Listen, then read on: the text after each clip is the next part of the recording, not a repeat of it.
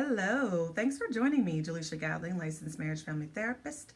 Here in New York City, I work with couples helping them to unpack the baggage that gets in between their relationships.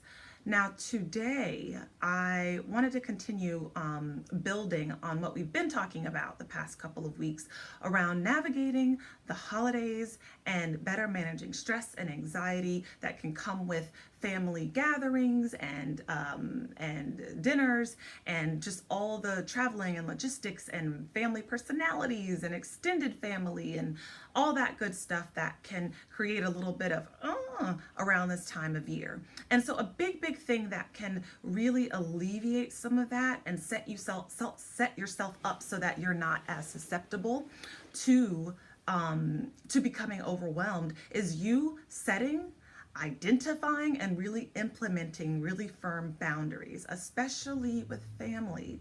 And it seems like it's the most difficult to set boundaries with family. That's what I find with a lot of my clients, and even with myself personally. I think that with family, we tend to give them a pass, and that can really create a lot of stress, and not only for us, but for our partner as well. And so I wanted to kind of talk about boundaries, but also I want to challenge some of the myths that I think come along around boundaries. I think that sometimes people hear that word and they think, oh, setting a boundary is harsh, it's aggressive, it's loud, it's a conversation, it's you saying no, you won't talk to me this way, or no, I'm not going to do that. And it doesn't have to look like that. Sometimes maybe it does, but that's not the only color or shade that setting a boundary can look like. Setting a boundary can be as simple as you saying no to that third drink. Like, say that you are with your in-laws and your partner, and they're heavy drinkers and you're not really a big drinker, but you might feel pressure to partake in that because that might be something that they bond over. That's really a big part of the holidays and family get-togethers.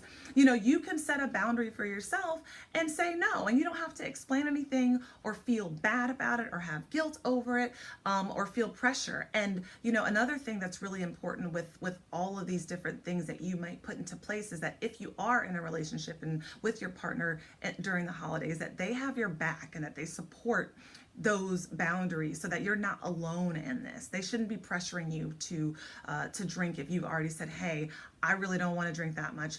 That's just not what I do, and I don't want to do that. That should not be something that you are stressing out over or feeling pressured to do. So it could be as simple as saying, no thanks, I'm good. That could be setting a boundary and really implementing it. It could be as simple as you giving yourself permission to go to bed when you want to go to bed. I know I have a family where they stay up really late, super late. Like, when we have family get-togethers, they are up till like 4 in the morning playing games and just hanging out. And it really can push past my threshold. I really need my sleep. And so setting a boundary might be me saying, hey, I'm dipping out at midnight. Like, that's kind of where I am right now. And being okay with that. Like, that's setting a boundary. You don't have to necessarily do what everyone is doing if it is impacting your self-care, or you're just kind of really breaching your mental threshold. Like, it's okay to say no. A lot of times boundaries really is just you doing less. It's not you doing more. It's not you having a huge sit down with someone.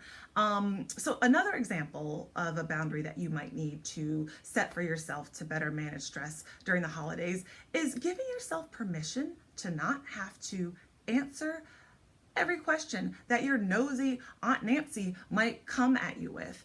We have that. We all have that in-law or that aunt or that uncle that just kind of like goes past that line. That's really like intrusive or nosy, and we may feel pressure to actually answer the question, or talk about something that we really don't want to talk about, or let them in a way that we just don't feel comfortable. And you have to give yourself permission to not feel that you have to answer those questions. And so if an aunt that you haven't talked to in a whole year is asking you why you haven't had a baby, like, that's a question that you don't have to answer. You don't have to engage in that conversation. That could be you directly saying, I don't want to talk about that. I'm not going to talk about that. That could be you saying, you know what, I gotta use the bathroom and going this way. That could be you changing the subject and pretending like you didn't hear her. That could be you saying that your phone is ringing when it's not. I mean, that could be a number of things, but I think that in itself can be setting a boundary that I'm not going there and you're not going to make me go there.